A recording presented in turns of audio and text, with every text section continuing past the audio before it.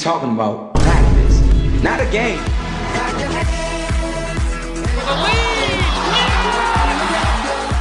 Not a game.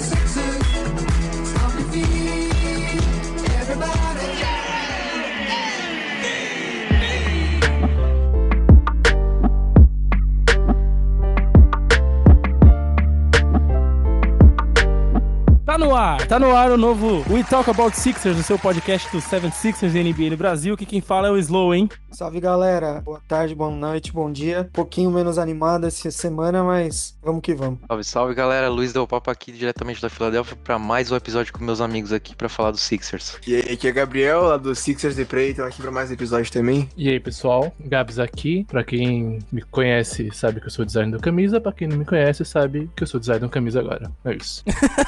Que legal, cara. Mais um aqui da nossa bancada participando hoje. Inclusive, o link aí do Camisa 23 vai estar no post pra vocês seguirem, que ainda não segue, por favor, né? E o Sixers Depre também, claro. E hoje nós temos um papo um pouco bads, mas a gente vai tentar dar aqui um ar de na esperança, quem sabe ou não. Porque o Sixers começa essa temporada 22-23 dando umas tropeçadas e tá rolando uns burburinhos a respeito do nosso técnico Doc Rivers. Tava ruim. Agora parece que piorou. Inclusive, muita gente no Twitter veio comentando com a gente: ah, fala da defesa que o Doc tá estragando. Ah, fala dessa rotação que o Doc tá estragando. Tipo, tá todo mundo puto com o Doc Rivers, né? Pra falar a verdade, ele tá estragando tudo, né? Tanto a ataque quanto a defesa. Acho que né? O Sixers não começa 0-3 desde 2017. E a gente faz aquela primeira sequência, né? Pra retomar o time. Então era um recomeço mesmo, né? Então ali fazia sentido, né? A coisa começar devagar, a gente pegando o ritmo, né? Estruturando o time. Agora não, agora o Sixers tá no papel de contender, fez movimentações pra isso. O Embiid já é uma realidade na liga, né? O começo foi meio frustrante, né? Perder pro Boston, beleza, mas pro Spurs, cara, foi foda. Os dois primeiros jogos a gente meio que ficou mais tranquilo, porque eram jogos difíceis, né? São os times que a gente já tinha colocado como superiores a gente. Claro que a forma como foi, principalmente o jogo contra o Bucks, deixou a gente meio chateado, mas era aquela coisa, acontece. Mas aí quando perdeu pro Spurs, eu acho que ficou todo mundo meio desesperado, porque o core é o mesmo do time do ano passado, né? E a gente esperava alguma evolução, mas parece que o time andou 3 anos pra trás, assim, tá bizarro. Esses times mais fracos, a gente esperava que, beleza, perdemos pro Boston e o Bucks, né? E o Bucks até foi um jogo parelho, a gente acabou perdendo no finalzinho mesmo. A gente esperava que esse time, com os times mais fracos, como Spurs e Pacers, a gente ia passar o carro, né? Mas o Spurs, a gente não conseguiu reverter, o primeiro quarto foi bizarro, e o Pacers foi um jogo complicado até o fim. Isso que tá ligando o alerta, né? Na torcida, e a gente tá preocupado com isso. Pontos que a gente achava que ia melhorar, acabaram piorando, na verdade, nessa temporada. Não só tanto pelos resultados que o time tem tido, né? Mas principalmente pelo basquete que o time jogou, porque foi, assim, terrível. Não é como se o time tivesse jogado bem, de certa forma, e ser uma tragédia no final do jogo a gente entregou. Não, o time jogou mal o jogo inteiro. Sofrendo muito, principalmente em transição. Não conseguindo também se passar quadro, o time é bastante lento. Teve uma estatística, inclusive, que recentemente que saiu aí no Twitter. Esse elenco de Sixers é o time mais lento da NBA nas últimas 6 temporadas. Então, acho que dá pra ter uma dimensão do quão ruim tá o basquete praticado pelo time. O principal culpado é o treinador. Com certeza, velho. Você pega essa questão do pace que você comentou, né? O primeiro episódio, por exemplo, que a gente comentou das movimentações, de como o time tava se montando e tal. E tinha aquela questão, né? Pô, a gente sofreu muito em transição, a gente é lento. Botar o time do Sixers pra correr é um problema, né? Eles vão tomar. E a gente, percebeu que tava rolando as movimentações que o Morey fez pensando nisso, né? Um pouco mais de atletismo no banco. E uma coisa que era muito louca, que eu não consigo botar na minha cabeça, que o Doc conseguiu fazer, cara, é transformar aquele backcourt que é Harden e Maxey, que terminou a temporada, sabe? Tipo, uma imagem, tipo, olha, esses caras têm um potencial interessante ofensivo, né? Os dois juntos, o Maxey evoluiu, tava jogando bem, matando bolas e tal. Parece que tava, tipo, rolando uma química legal com o Harden. E agora, quando a gente faz o corte pra temporada atual, mano, mudou completamente. O time ficou lento. Esse backcourt acabou se tornando um problema, porque estão explorando eles muito na defesa. O Maxey, nos 3 primeiros jogos de derrota, foi bastante explorado e fez pouco no ataque, né? Tirando o Harden, claro, que o Harden no ataque compensou bastante. Mas antes da gente falar do Harden, tipo, essa questão do duo, né? Que os dois juntos ali, que tava me empolgando um monte. Eu falei, cara, vai ser lindo. E aí, quando o Melton entrar nesse meio, vai ser incrível e tal. E foi um tapa na minha cara, assim, cara. Essa lentidão do time, né? Dá a impressão que o time não teve off-season. Tipo, parece que os caras não jogaram junto todo o tempo que tiveram. E o primeiro jogo foi o primeiro jogo junto. Os caras estavam lentos, parecia não se entender em quadra, tipo, tinha uma mudança no time titular, que era o PJ, que mesmo assim não tem uma função ofensiva tão grande, mas o ataque simplesmente congelou, a dupla não funcionava, o Embiid parecia que tinha comido uma feijoada antes de entrar. E parecia que, sei lá, voltamos à época do tanque com a gente perdendo de propósito, tá ligado? Sim, o primeiro velho. jogo foi bizarro de assistir. O jogo contra o Boston, que foi o primeiro ali, a gente termina o primeiro tempo empatado, né? O jogo tava parelho, mas tava bizarro, assim. A gente já percebia a problemática do time, né? Você começa a enxergar no elenco mesmo e no time principal, né? No time titular, nos 5 que começam. E mais uma vez, eu acho que a pedra no sapato vai ser essa parte de marcação de small forward, power forward, da gente conseguir impedir o small forward do outro time de pontuar, né? Porque vocês estavam falando que o Maxey e o Harden já não são grandes defensores, né? E sobra o Tobias pra marcar o Jaylen Brown ou o Tatum, né? Um exemplo, né? Ou alguém que seja ágil na função.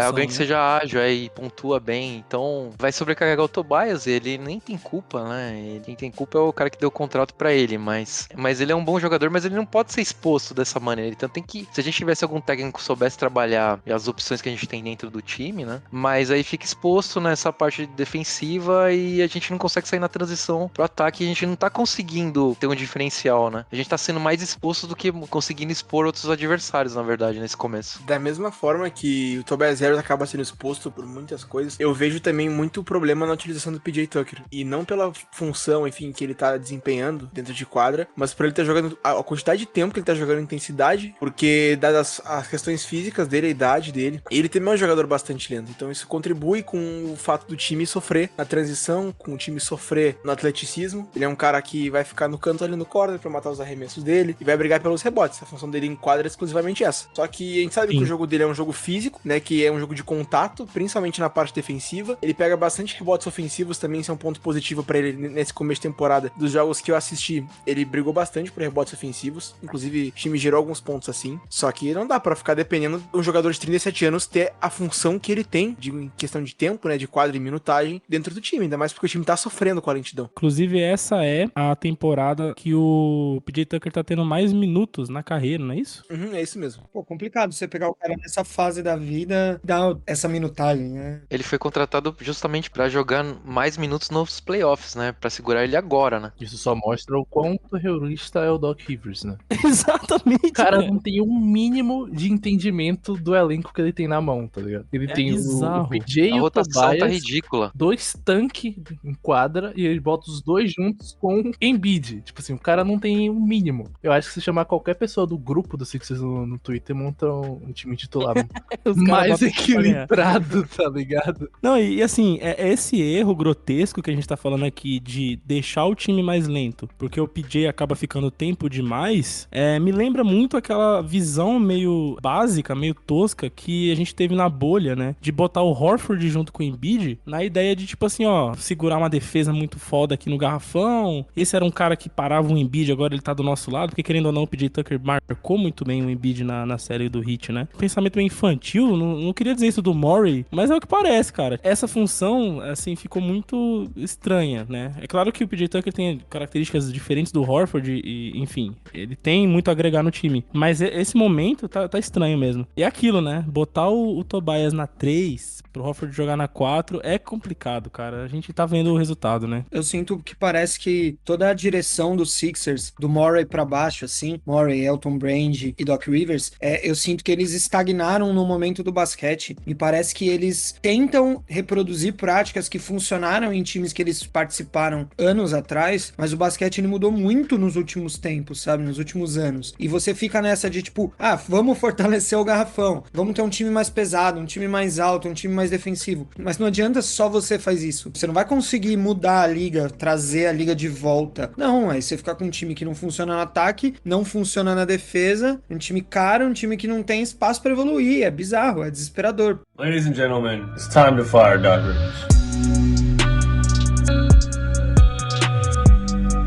Pega o primeiro jogo que a gente fez contra o Raptors, nessa que teve no início, foi muito louco isso, porque eu tava assistindo o jogo puto, porque assim, a gente encostava no placar, né? Ali o Harden tava jogando bem naquele jogo e tal. E aí, assim, o Sixers vinha, aí os caras do Raptors meio que, tipo, beleza, deixa eles tijolarem, né? Não sendo o Harden, alguém vai tijolar. Tentavam um arremesso, e aí dava o rebote, a gente perdia o rebote ofensivo, né? A maioria desses rebotes a gente perdeu naquele jogo. Pegava a bola no rebote e já jogava lá longe, não queria nem saber quem tava lá, já atacava, porque com pouquíssimo esforço, o Raptors chegava livre na cesta. Era sempre o último homem do Sixers, ainda tava terminando de cruzar a metade da quadra toda vez que os caras chegavam na cesta. E nessa a gente tomou uma run gigantes. E muito fácil os caras, né, um bom técnico do outro lado, sobre explorar as fraquezas ali do Sixers, né? E eu acho que a fraqueza desse time tá muito pautada na questão da velocidade mesmo, que é o que tá todo mundo vendo. E assim, não culpando o Embiid, tá? Mas eu acho que um time que é propenso a jogar com pivô, que naturalmente é um jogador mais pesado, principalmente um que joga em isolation, um cara que vai reter mais a posse de bola, sabe? É natural que o time seja mais lento, mas também não acho que deva ser tão lento quanto é. Eu acho que a montagem do elenco melhorou muito quando comparado ao que era antes, mas ainda falta velocidade, ainda falta explosão, ainda falta tudo isso. E o time parece estar penando por causa disso. Vou dar o exemplo de hoje do Melton, que entrou em quadra, hoje ele jogou muito bem, hoje foi a melhor partida dele pelo Sixers. Ele jogou ali na ala, variando, né, shooting guard e small forward na ala, e foi muito bem defensivamente, principalmente. Ele teve um papel muito importante, ele pegou uns rebotes também importantes, e a gente vê a diferença que um jogador mais leve dentro da rotação, um time mais pesado pode fazer, principalmente nessa briga no hustle, né, na hora de brigar pela posse. Só pra deixar claro aí pro pessoal, a gente tá gravando agora na sexta-feira, o Sixers acabou de vencer o jogo, acabou o jogo, a gente começou a gravar, então é desse jogo contra o Raptors, de 12 Um a jogo 9. sem Embiid, né? Isso, sem Embiid, é isso acabou que trazendo o Melton pra time titular e aí ele teve muita relevância no jogo hoje, né? eu sinto que desde a chegada do Tobias, a velocidade tem sido uma crítica constante da torcida e um ponto sempre de discussão, assim. Então, eu não sei, parece que toda off-season a gente sempre volta no discurso do, pô, precisa trazer mais shooters, precisa trazer mais uma galera mais atlética, mais versátil. E não fica, né? E continua trazendo, parece o mesmo perfil de jogador, assim. Acho que agora vai mudar isso, né? Depois dessa vitória, mas até esse jogo era o pior time de transição, né? De defesa pro ataque, né? Era o pior, é isso aí. E a gente tá falando de times de uma liga que tem o fraquíssimo Lakers, né? Tem Sacramento Kings e Magic. Tá conseguindo, né? Ser mais lento que esses caras. Até comentei isso com o Gabris, de não gostar de assistir o jogo mesmo. Eu tenho assistido outros jogos, e mesmo os times que estão perdendo, que não estão bem, eles têm um basquete mais interessante e mais moderno do que o nosso. O nosso ISO de ataque tá péssimo, né? A gente não tem nada, né? É sempre a mesma jogada, É muito engessado, né? Time muito engessado. Muito engessado, é meio frustrante mesmo ver o jeito que tá jogando e você ter pessoas competentes, né, de auxiliares, mas não sei o que acontece, não consegue traduzir em jogadas diferentes e tal. E quando você pega um time que tem a parte tática bem forte como o Raptors, né, que não é um time de nomes, mas é mais de time mais coletivo, né, você fica totalmente exposto, né. E o engraçado é entender que não tá jogando basquete bom, mas não sei se os jogadores não estão se esforçando ou se tudo passa pelo doc que a gente tá falando, né. Mas dá pra perceber que o nível de esforço pra defender e fazer outras coisas tá bem baixo também, né. Não tem como chegar em nenhum lugar também se eles não se cobrarem também. Exato, a culpa não é 100% do Doc, mas assim... 99%.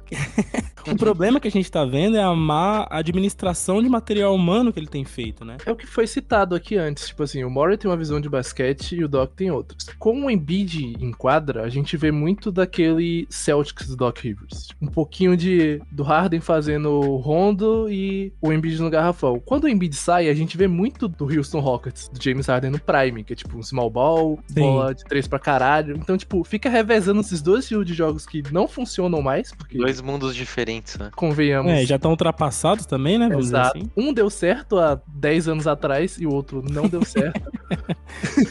E fica nessa de tipo, vamos tentar fazer o básico que eu sei, o que eu fiz a minha carreira toda e ver o que dá, tá ligado? Os caras não se atualizam, essa é a palavra. Doc Rivers é ultrapassado, querendo ou não. É o Luxemburgo da NBA, é isso?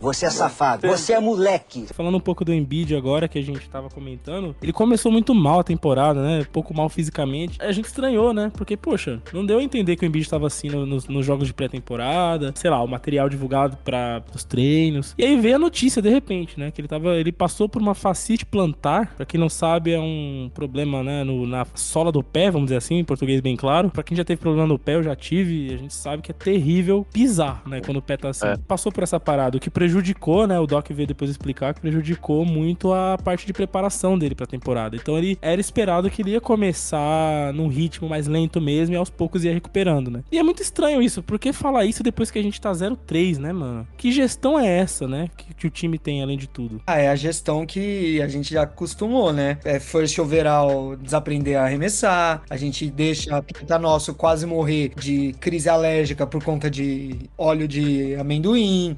A gestão Sixers, né? Meu, esse tipo de coisa você avisa antes, não vai estragar o clima. O que eu sinto é que parece que, pô, tava todo mundo empolgado com a chegada do PJ, com o James Harden mais magrinho, mais sequinho, todo mundo empolgadão, e eles pensaram, pô, se a gente falar que o Embiid tá com uma lesão no pé, vai parecer que o mundo acabou. Não, era muito melhor ter avisado, porque a gente já entrava sabendo, pô, esse aqui não é o teto do time. O time não vai jogar isso. O time vai melhorar com a volta com o Embiid 100%. Ou deixa o Embiid repousar também, ele não precisa jogar o tanto que ele tava jogando. A gente precisa do Embiid inteiro nos playoffs. A prova foi o jogo agora, né, do contra o Raptors, que ele não jogou, o time rodou a bola, experimentou, foi bem, venceu. É isso. E o pior de tudo, cara, o time é ruim com a força máxima em quadra, entende? Porque se o Embiid tá mal fisicamente, tem um jogador penando pra poder ficar dentro de quadra, não usa. Simplesmente não usa. Começo de temporada, é normal. E o elenco esse ano é um elenco bem mais profundo, né? E assim, a gente vai precisar testar, a gente vai precisar ver quem vai chegar nos playoffs pra fazer parte daquela rotação que normalmente é mais curta, né? Se o Doc Rivers não quiser inventar e colocar 10 jogadores em quadra numa partida, normalmente a gente vai com 8, mais ou menos 8 jogadores, né, pra uma rotação de playoffs. E é aí que surge a necessidade de a gente testar. E é isso, esperaram vaiar o cara depois de 3 partidas ruins pra vir explicar o que aconteceu, ou sei lá. Né, mas tudo bem, ainda bem que o Embiid tá calejado, ele até fez uma piadinha na entrevista, né? Ele falou, porra, conhecendo a torcida já pediram pra eu ser trocado, já pediram pra mandar a galera pra D-League, o Harden pra D-League. Achei o máximo de um cara que entende o próprio time, entende a própria cidade, né? Ainda bem. Já basta uma diva insatisfeita fazendo escândalo pra sair, a gente não precisa de outra, né? Que bom que ele entende que a Philadelphia é diferente, mano. Óbvio que tem seu lado negativo, mas não dá pra achar que não é nada positivo esse fanatismo. Se não ajuda, se não deixa o cara mais empolgado dentro de quadra, o que mais vai deixar? Sabe? Os caras já são multimilionários. Tem uma torcida louca, fanática te apoiando, porra, corre dobro, sabe? Um outro ponto interessante que eu queria comentar é justamente o lance do banco do Sixers ter feito menos da metade, se você comparar o banco dos times que a gente enfrentou, em pontos, né? A gente teve 3 jogos terríveis de pontuação do banco, um quarto jogo melhor, e aí um quinto jogo onde a gente conseguiu equilibrar mais a pontuação do banco, né? Até porque houve mais rotação de minutagem. Outro problema do técnico, né? A gente fez uma análise no episódio 1 que a gente comentou as diferenças entre o banco que a gente tinha e o banco que a gente tem. Quais foram as mudanças, o que isso pode agregar e tal. E quando você vê, tipo, que o banco não tá fazendo nada, você fala, pô, não é possível, né? Que isso não é um problema de gestão ali na hora de colocar na quadra, né? Por exemplo, colocar a Niang, ele tinha colocado Niang e quem mesmo junto, mano? Que era terrível ver. Montrezl Harrell. Niang e Harrell, né? Juntos, não foi? É só gente pesada, meu. Aí você fica pensando, mano, como assim, cara? Qual era a ideia? E aí quando você assiste ali, você não vê que existe uma ideia. Tipo, ele botou e foda-se. Ele tá testando, ele teve a temporada pra fazer isso, mas ele tá testando durante a temporada, é muito estranho mesmo. Deixa de lado alguns jogadores que poderiam ter mais minutagem, como a gente falou, assim, por exemplo, um jogo, o Shake Milton joga 20 minutos, aí no outro jogo não joga. O Reed é reserva do Embiid, aí ele coloca Montrezl Harrell e Niang. Eu não sei o que ele tá fazendo. Que fique bem claro que no início da temporada é o momento pra você testar mesmo, né? Você vai... É ali que você perde esses jogos. Só que assim... A lógica que você fala, né? Isso, falta lógica nos testes do Doc Rivers. E aí você fala, mano, você tá perdendo tempo, né? Testando coisas que não tem uma estrutura ali lógica pra te dar algum benefício futuramente pra esse time, entendeu? Você tá colocando ali, vendo o que dá. E assim, eu vejo que a gente já comentou, a gente meio que entrou no consenso de que se o Sixers não pega uma seed 1 ou uma seed 2, fica muito difícil chegar na final por conta da questão do mando de quadra, né? A gente sofre muito jogando na casa dos rivais. E assim, eu vejo que quando chega lá pro jogo 20 da temporada, 21, 22, a gente tem mais ou menos um quarto da temporada já decorrida, né? Se a gente chega até lá e nosso saldo ainda tá negativo de vitórias, eu acho difícil chegar no seed 1 ou seed 2 depois, sabe? Tipo, você vai ter que dar uma escalada muito longa, uma sequência de vitórias muito grande grande pra você manter, né, se manter no topo da conferência. Então, é tempo, e é tempo precioso que ele tá perdendo com esses testes inúteis, saca? Eu sinto que, além de serem testes inúteis, eu sinto que são testes que não são pré-estabelecidos com os atletas que estão em quadra, sabe? Não parece que tem uma lógica, não parece que é passado um projeto, um plano. Principalmente quando tá a segunda unidade na quadra, você vê um time completamente desconectado, um time que não tem nenhuma química. Ok, não vai ter química ainda porque é o quinto, sexto jogo desse time junto, mas ainda mais que a gente tem peças novas no banco, mas se a primeira unidade já não tem uma proposta, você já não consegue definir com clareza quem são os 5 titulares, a segunda unidade ela sofre mais ainda, né? Então é completamente desconexo. E o que você falou com relação ao recorde, parece muito distante pensar em Seed 1. Claro que foi muito pouco da temporada, né? Não foi nem 10% da temporada ainda, mas a gente não parece estar vendo nenhuma margem de evolução, assim. Não parece que tem liga, que tá funcionando. Parece que o time foi juntado num grupo do WhatsApp antes do jogo, assim. Não tem uma proposta. Inclusive, a gente tem feito análises, lives pré-jogo, né? Você que tá ouvindo a gente aí, não acompanha ainda nossas redes sociais, tá tudo no post aí, Instagram, TikTok, a gente posta lá, né? E a gente tem comentado, cara, uma das coisas que fica visível é que às vezes o pessoal vem do banco e o papel que ele tem que fazer ali naquele momento não tá muito claro, né? Nos primeiros jogos, o próprio Melton, né? A gente achava que ele ia ser mais ball handler, organizador de jogada, mas não, chegou na hora, não funcionou, e aí ele não sabia se ele segurava ou se ele partia pra infiltração. E você percebe que eles estão um pouco perdidos ainda, né? E o Doc fez um discurso antes da temporada começar, explicando que a galera do time tinha que tirar esse status de estrela, né? Ninguém aqui é estrela, todo mundo tem o seu papel. E eu não tô vendo isso, saca? Ele tá falando muito, fazendo nada. É porque assim, nem ele sabe quais são os papéis. A gente saiu de um técnico que tinha toda a sua rotação definida no exato primeiro minuto de jogo e ele seguia até o final do quarto pra um técnico que rotaciona a moda caralha, tá ligado? O Matisse jogou 21 minutos hoje e nos jogos anteriores, se juntar todos, ele não jogou 20. Tipo assim. Exato. Simplesmente rotação a moda caralha. Pro banco, falta criação. Tipo, a gente não tem alguém pra criar no banco. Um jogo, o Harden joga 12 minutos seguidos, no outro ele sai com 6, e aí entra alguém que não sabe armar um jogo do banco e fica, tipo, todo mundo perdido sem saber o que fazer. Tá, recebo a bola e arremesso, mas quem vai me passar a bola? De onde uma barata vem? voa, total, assim. Tipo, os caras ficam olhando um pro outro em quadra, esperando alguma coisa acontecer e nada acontece, porque não tem, tipo, um cara pra fazer acontecer. Porque se você soubesse dosar a minutagem, você tinha muito do Harden jogando com a segunda unidade pra fazer os caras renderem, e tinha muito do Embiid jogando com caras que não precisam da bola pra jogar. Isso não acontece, você tem o Embiid e o Harden juntos o tempo todo, e aí do nada o Doc Rivers mete 5 reservas de vez e seja o que Deus quiser. Ai, que burro, dá 0 pra ele.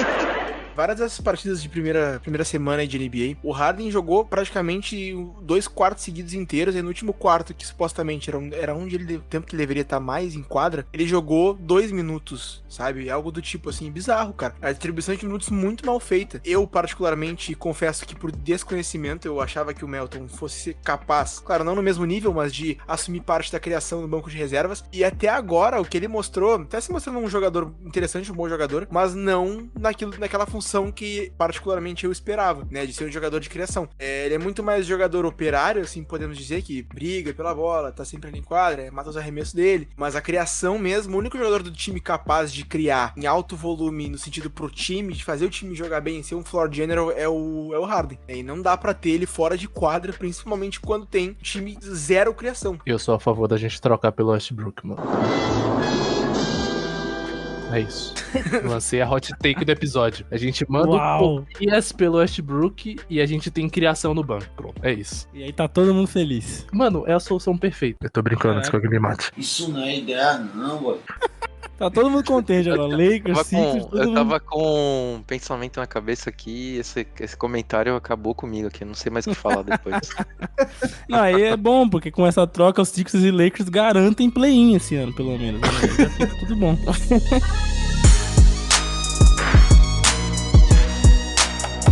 O Harden tem sido a grande parada boa do time, né? Tem voltado muito bem, assim, fisicamente. E alguns até empolgaram aí, estão chamando ele de Vintage Harden, né? De Harden clássico aí, o Harden da época do Rockets. Vocês estão empolgadão com o Harden, mano? Eu tô, mano. Eu tenho 3 letras pra definir minha opinião sobre o Harden esse ano, tá? MVP.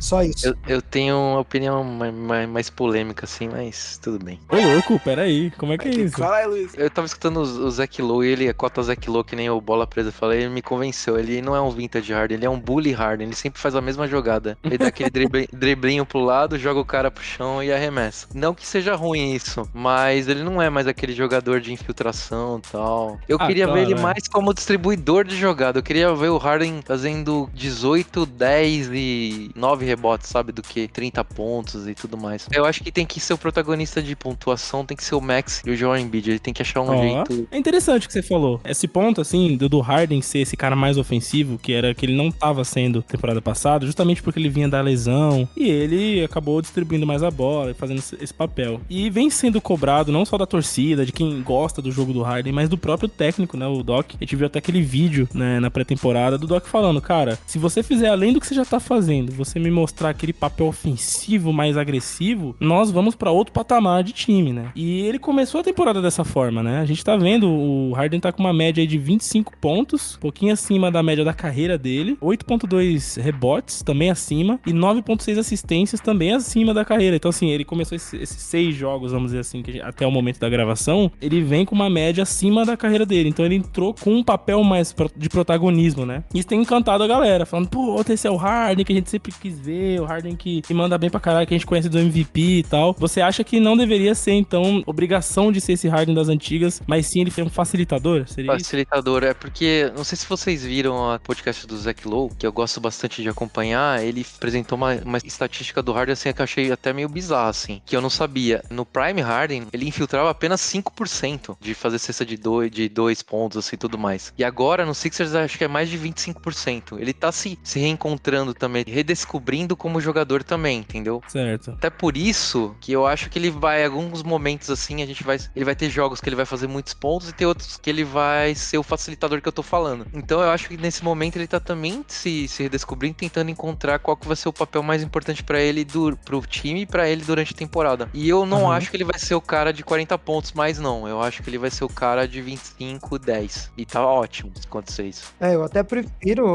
que é uma necessidade de ter alguém planejando o jogo, sabe? Como Sim. não tem ninguém na sideline ajudando, eu acho que ele tá tendo que se reinventar pra cobrir a falta de um padrão, falta de uma lógica de esquema de jogo. Eu fico muito feliz, principalmente por isso. Eu até espero que ele não tenha os números inflados, assim, um jogo mais equilibrado, sabe? Porque o dia que a bola não estiver caindo, se ele não tiver em plano B, fodeu, né? E o Max pode sim ser esse cara, scorer, né? Que vai finalizar mesmo. Ele tem essa explosão, ele é jovem, ele tem o talento. É aquela coisa, né? A gente tem que ver como que o time vai se encontrar de fato. O Harden, ele vai ter o papel fundamental aí, porque pro Embiid tá muito bem definido o papel dele, né? O time joga ali em torno dele. E o Harden a gente precisa decidir se vai ser o Harden ofensivo, o Harden de ponto, de 30 pra 40 pontos, ou se vai ser esse Harden mais facilitador, que vai manter, se distribuindo a bola, chamando marcação, esse tipo de coisa. Por enquanto, ele vem sendo o grande as do time, né, cara? Porque, porra, sem ele a gente tinha os jogos que a gente... Tirando esse do Raptors, que o Maxey foi o grande nome do jogo, os outros jogos a gente só ficou ali na briga por causa do Harden, né? Sim, eu acho que o Harden vai ser o facilitador do time, mas assim, quando a gente precisar, a gente vai puxar aquele Prime Harden e botar a bola debaixo do braço e fazer 30 pontos, tá ligado? Pelo menos parece que ele tá passando esse recado, tipo assim, se ninguém tá conseguindo jogar, me dá a bola que eu jogo. E ele já mostrou que ele pode fazer isso, ele fez no jogo 1, no 2, no 3, mas no time ideal, tipo assim, no time funcionando direitinho, ele vai ser o cara que vai dar mais assistência do que pontuar. Eu acho que ele vai fazer o time rodar do que ele em si jogar. Bom, tudo isso a gente comentou bastante dos problemas do time, daquilo que tá preocupando a gente citou o tempo todo o Doc Rivers, né, como o cara que é responsável aí por organizar a casa, pelas falhas aí de ajustes durante os jogos e toda essa parada, né. E muita gente vem perguntar no Twitter, vem perguntar, cara, como que o Doc Rivers ainda é técnico de um time da NBA, tá ligado? Já queria até perguntar pra nossa bancada aqui, tem alguém que ainda defende o Doc Rivers aqui por algum motivo? não dá, né? Se tem alguém que defende ele, tem até vergonha de defender ele, eu acho. Acho que eu nem falo nada. Tenho sentido saudade do Brett Brown, tá? Eita, sério? Tá nesse nível? Cara, eu tava analisando hoje mais cedo e vendo a gigantesca performance de Ben Simmons com a camisa do Brooklyn Nets, me parece que ele conseguia extrair muito de jogador ruim, sabe? Não acho que ele seja um bom técnico, mas perto do que a gente tem hoje, puta merda, eu sinto falta, eu sinto saudade. O Doc Rivers, pra quem não conhece, ele já foi um jogador da NBA, né? Assim como Steve Nash. E hoje são grandes técnicos aí, né? Dando show de entretenimento. Mas o Doc Rivers, ele foi armador ali do Atlanta Hawks na época do Dominique Wilkins, né? Que é um dos grandes da história, dominantes da história da NBA. E ele jogou, acho que 7 anos em Atlanta, né? E ele era muito conhecido por ser um jogador de defesa, né? A defesa muito forte e tal. E bom, diz ele, pelo menos, né? Que mantém essa característica pros times que ele treina, né? Diz ele. E quando ele vem pra NBA, ele entra no Orlando Magic em 99 e faz uma boa temporada, tanto é que ele é tido como o treinador do ano, né? Ali na premiação em 2000. Mas as paradas que o Doc Rivers fazia já começa naquela época, né? Porque ele foi um dos responsáveis, né? Por não se completar um Big Three ali do Orlando na época, que ele tinha Grant Hill e tinha Tracy McGrady, né? E eles estavam flertando com o Tim Duncan na época. O motivo pelo qual o Tim Duncan não assina é porque o Doc Rivers é bem enfático em não permitir, né, que os familiares e os mais chegados ali do Duncan viajem com o time, né? Ou, enfim, com ele no jatinho particular. Era uma diretriz do Doc Rivers e o Tim Duncan acabou, então vou ficar em San Antonio mesmo, né? Tá tudo em casa aqui, eu já faço o que eu quero. E a galera fala até hoje, porra, Doc, você não podia abrir uma sessãozinha ali pro Tim Duncan? Quem sabe você não ganhava um anelzinho com o Magic, né? E já começa ali a vibe do Doc, né? O estilo de ser do menino, o jeitinho dele. É só um dos maiores power forwards da história e ele não tem o mínimo de maleabilidade no trato com um profissional, sabe? É mais do mesmo, assim, mais do que a gente tem visto. Pois é. O cara é engessado até nas relações interpessoais dele, mano. Incrível. O soft skill dele não é muito forte não, hein, pelo visto. Mano, e provavelmente essa deve ser a maior qualidade dele, porque pra ele se manter tanto tempo na liga, tendo tanto cargo em time de importância, time de relevância, não existe outra explicação a não ser o cara ser um bem relacionado, porque ele é o treinador que mais tomou viradas, 3-1 em série de playoffs, acho que ele tomou 3 viradas, ou 4, algo do tipo. Foi isso mesmo, ele conseguiu tomar com 3 times diferentes, né?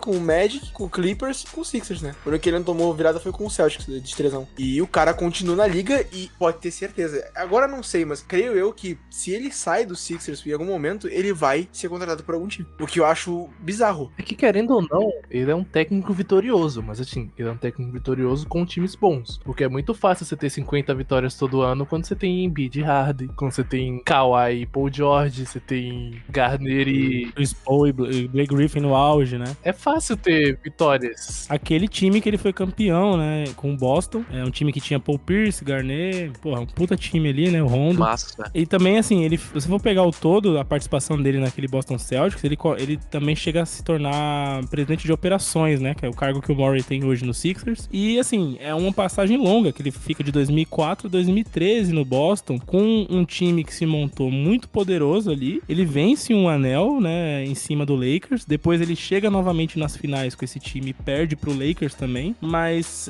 como o próprio Tupi que gravou com a gente, né, falando sobre a imagem que ele tem do Doc pra franquia do Boston, não é assim, essas coisas todas, tipo, meu Deus, ele ganhou o anel, beleza. Mas ele poderia ter feito um trabalho muito mais grandioso com um time que tinha, né, com a franquia tão preparada como tinha na época. Que é aquela coisa, o Doc Rivers, ele flopa muito, né. Ele faz o básico, tira o básico e, às vezes, o básico dá certo. Isso deu um anel aí. Exato. E sempre são regular seasons com muitas vitórias, né. Também, ele tem um saldo positivo, né, de vitórias na temporada regular. Então é basicamente isso. Pra quem tá perguntando, que não conhece a história do Doc Rivers, a parada é essa. O Doc Rivers, ele se apoia nesse anel que ele ganhou no Boston e nesse saldo positivo em temporadas regulares. Inclusive, na eliminação passada pro Heat, ele fala isso, né? Ele tem certeza que eu vou continuar no Sixers, que, né, já se falava em demissão, porque eu tenho um saldo positivo. Eu sou um cara vencedor. Ele teve a pachorra de falar isso. E o Murray, sei lá, cara, caiu, não sei. Foi lá e renovou com o cara, velho. Eu acho que é um padrão de NBA você dar mais de uma temporada, né? O cara trabalhar, assim, pra entender, você tirar todos os ICs, assim, pra você definir que foi um trabalho bem feito. Ah, mas ele teve, tal jogador machucou, tal opção dele não funcionou por tal motivo. Chega uma hora que acaba. Então eu já não esperava que o Murray fosse dispensar ele. Mas agora, nesse momento, eu já acho que já tá ficando sustentável, assim. Ninguém consegue dar um suporte. Tem 6 jogos da temporada e a torcida já tá de saco cheio. O elenco não parece estar feliz. A mídia pressionando. Acho que a gente tá adiando o inevitável. O time não vai ter uma virada absurda de qualidade a ponto de falar, beleza, isso aqui é responsabilidade do Doc Rivers, parabéns, a gente tem que dar mais 4 anos de contrato pra esse cara. No, God, please, no! Inclusive o Doc, ele tem um outro recorde aí, ó, pra pôr no nome dele. Ele foi o técnico que foi demitido mais rapidamente aí no início de temporada. Em 2003, ele começa com 1-10 no Magic e ele detona o time, né?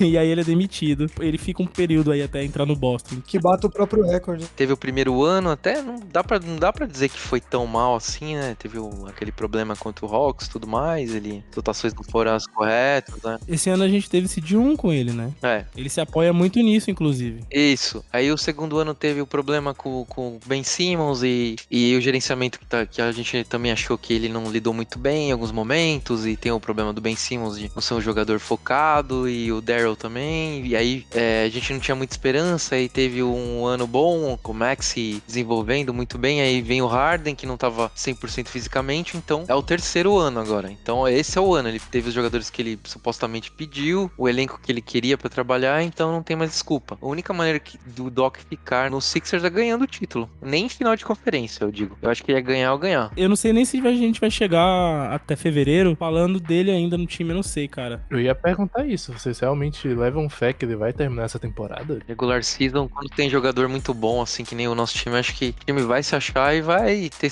48, 50 vitórias no final, eu acho ainda. E vai mascarar, né, o problema do técnico. Temos jogadores muito bons. Eu acho que em algum momento vai melhorar, principalmente pela individualidade dos jogadores. Só que assim, a falta de um treinador, a maneira que o time é exposto, que a comissão técnica é exposta, é sempre, 90% das vezes, em playoffs. Porque é quando o treinador basicamente se torna uma peça fundamental da franquia. E é ali que... É aí que entra o xadrez, né, da coisa. É exatamente, é aí que entra o xadrez. Um elenco bom faz o time jogar, mas o playoff é ajuste, né? Exato, o playoff é outra coisa, né, total. E isso que me desanima, cara, porque pensar, pô, legal, o Sixers se encontra aí na temporada regular, as coisas vão indo, a gente pega mando de quadra, que seja, nos playoffs, e aí entra os playoffs e mais uma vez a gente vai ser eliminado na segunda rodada e acabou, tá ligado? É um ciclo, tá ligado? Exato, cara, isso me irrita porque eu fico pensando, será que não era melhor logo dar ruim logo agora e o Doc cair fora? Eu não sei mais se eu torço pro Sixers ganhar, entendeu? Eu tô nesse dilema.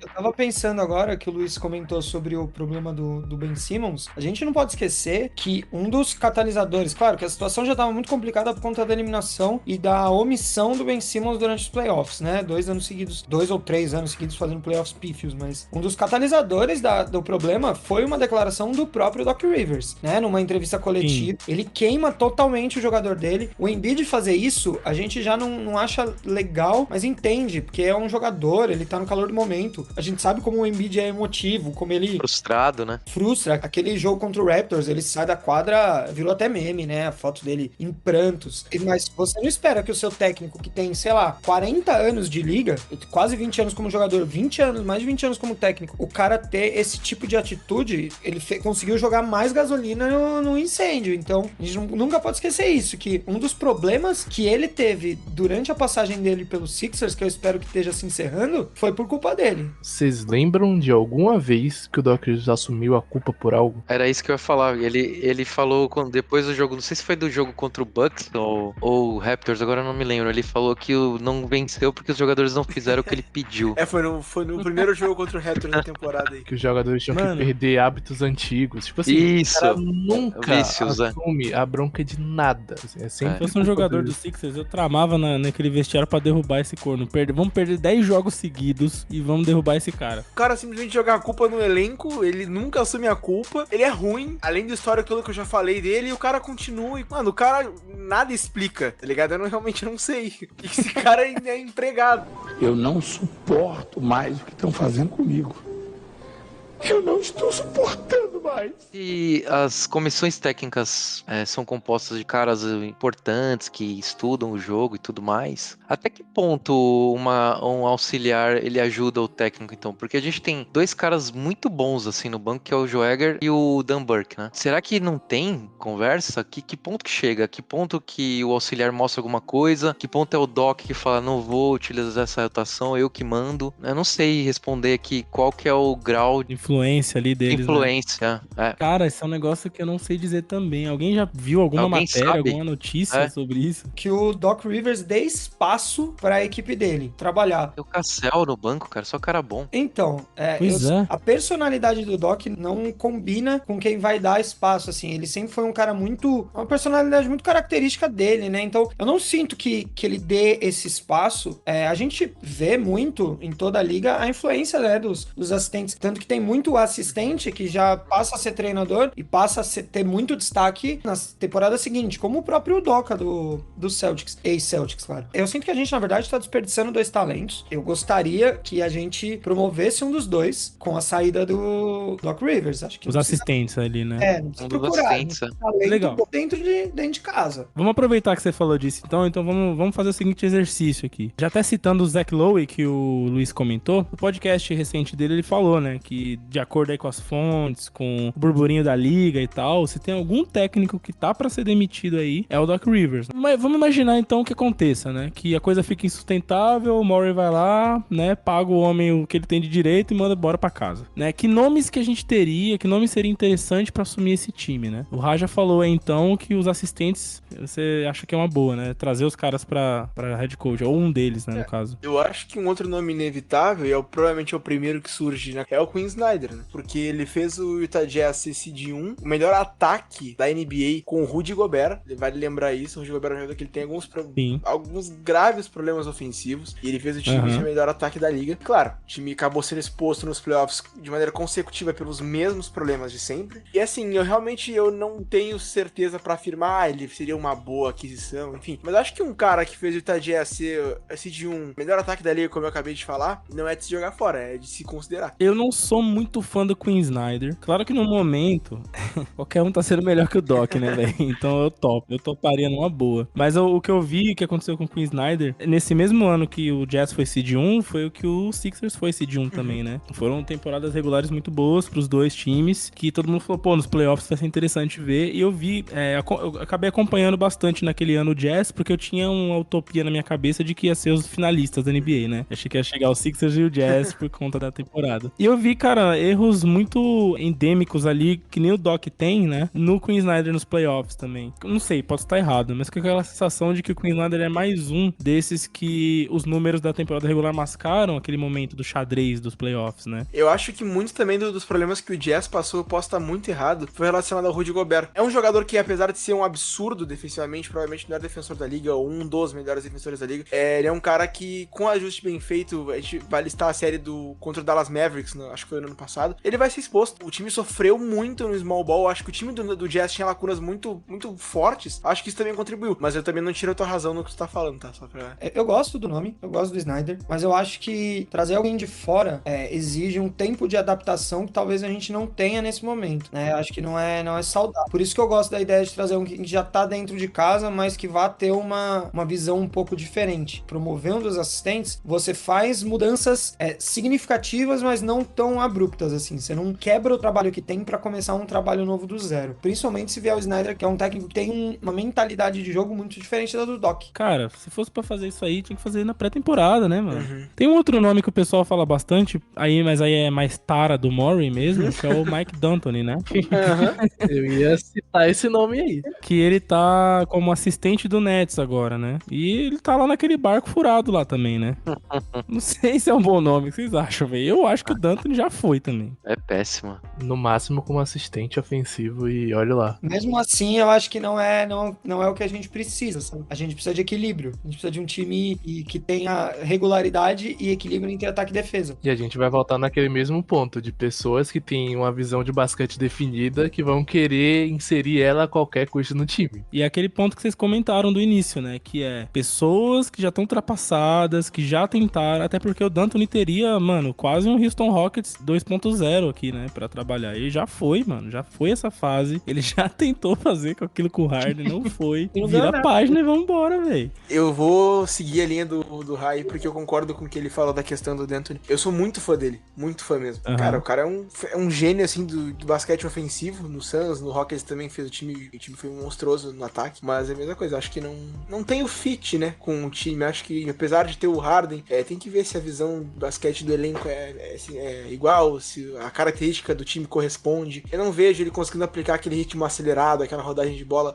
rápida, né, fluida, que ele sempre aplica em todos os times que ele trabalha. Geralmente são times mais leves e menores. Não vejo isso acontecendo. Mas pense pelo lado bom, com o ataque do D'Antoni acabando em 18 segundos, o Embiid nem precisa correr pro ataque. Dá pra ele ficar fixo na defesa. Já resolve o problema da defesa de transição. Essa é uma boa Porque mesmo, os caras hein? não vão chegar no ataque. Pensado nisso, não. Caralho, bicho. Ia ser o ataque de um homem, tá ligado? Fica o Embiid, o Tobias e o PJ parado na defesa, o Harden fazendo uma conexão e o Maxey correndo. É pronto. É o ataque, tá definido, é isso. O time do D'Antoni no Suns revolucionou a NBA, né? A NBA que existe Sim. hoje é culpa, entre bastante aspas aí, dele. Entre aspas, né? A gente vê o Warriors do Kerr, mas essa ideia não vem dali, né? O Suns trouxe isso antes. Sim, verdade. Até, Ele fez isso com o Suns, conseguiu aplicar no Rockets também, né? Com o Leandrinho sendo o sexto homem lá, não foi? Isso. Ele assume ali em 2002, se eu não me engano, e vai até... Não lembro que Já ano, acho que foi. 2008, eu não lembro agora. É mais ou menos por aí. E ele faz uma revolução no basquete mesmo, é verdade. São 20 anos já que isso aconteceu. E se a gente reclama do Doc Rivers se pendurar em um anel em que era difícil não ganhar, né, com o time que ele tinha, o D'Antoni se pendura nos excelentes trabalhos, mas sem vitória, sem anel, sem título, que ele teve em dois times que eram bonitos de ver, eram legais, empolgavam, mas também não ganharam porra nenhuma. E eu prefiro jogar feio e ganhar.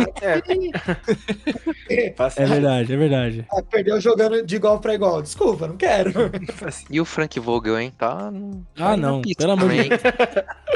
Frank Vogel tá aí, hein? A história perdoa o Vogel, tá? Porque a gente eu tá vendo também um acho. Lakers muito pior. Ele é bom do que técnico, tava sim. antes. Ó, eu tô aceitando, subestimado. viu? Ele é Eu tô achando subestimado. ruim, mas que fique bem claro que eu tô aceitando também. Muitos nomes aí, né, mano, pra gente tentar substituir o Doc. A torcida maior nossa mesmo, só que o Qualquer Doc um sai. deles eu aceito. Deixando bem claro. Mano, pode assumir o Biel lá, que eu vou estar feliz. Obrigado. Você sabe que esse lance de outros esportes influenciarem em outros, né? O lance do Phillies estar na final tá influenciando a campanha Fire Doc, porque o general manager do Phillies durante o ano, que é o Joe Girardi, ele foi demitido depois de uma série muito ruim, né? De sequência de derrotas, assim. E colocaram um dos auxiliares, o Rob Thompson, que já tá há muitos anos no clube, e ele chegou na final. Então a torcida da Filadélfia, do esporte da Filadélfia, tá achando que vai dar certo sempre isso. Então já estão querendo Doc saia, Fire Doc, pra entrar um auxiliar, e automaticamente o Philadelphia 76ers vai ser o campeão. Mas... Deus. Caramba. Então a galera tá tipo, forte no Fire Doc aí na fila, em fila. Justamente por conta do Phillies estar na final. Por conta Faz de sentido. ter acontecido E o isso. Eagles indo bem também, né? A galera tá falando, só falta o Sixers, né? Tá pressionando os Sixers, né? Se precisar de ajuda, eu peço Uber pro Doc Rivers. Eu pago a passagem dele e volta pra casa, não sei onde ele mora, mas... Toma cuidado. hein? casa do caralho. Passagem de ida pro Doc Rivers e pro retiro. O retiro dos aposentados. Mano, não é possível que alguém... Bom, enfim, é isso, galera. Aqui a gente tinha pra falar. Nossa análise aí do início da temporada, nossos receios com o nosso técnico que não tá ajudando, né? E o time é um time cheio de potencial, que alguém que puder trabalhar isso melhor vai conseguir extrair desse time algo. E a gente vai deixar, obviamente, nossas perguntinhas aí pra vocês compartilharem e comentarem pro nosso próximo podcast, que é, vocês demitiriam o Doc agora, sim ou não? Se vocês acham que tá muito cedo, deixa o cara trabalhar, ou, né, tá na hora de trocar mesmo. E se vocês quiserem também indicar um nome, seria interessante, né? No próximo podcast a gente já vem comentando os nomes de vocês. A gente falou alguns aqui, mas mandem a opinião de vocês aí também. Se vocês acham que, sei lá, o Abelão, o Filipão, o Tite... Pô, o Tite vai ficar livre aí, né? Final do ano. Será que o Pepe Guardiola aceita esse desafio? E é isso, rapaziada. Valeu, até o próximo.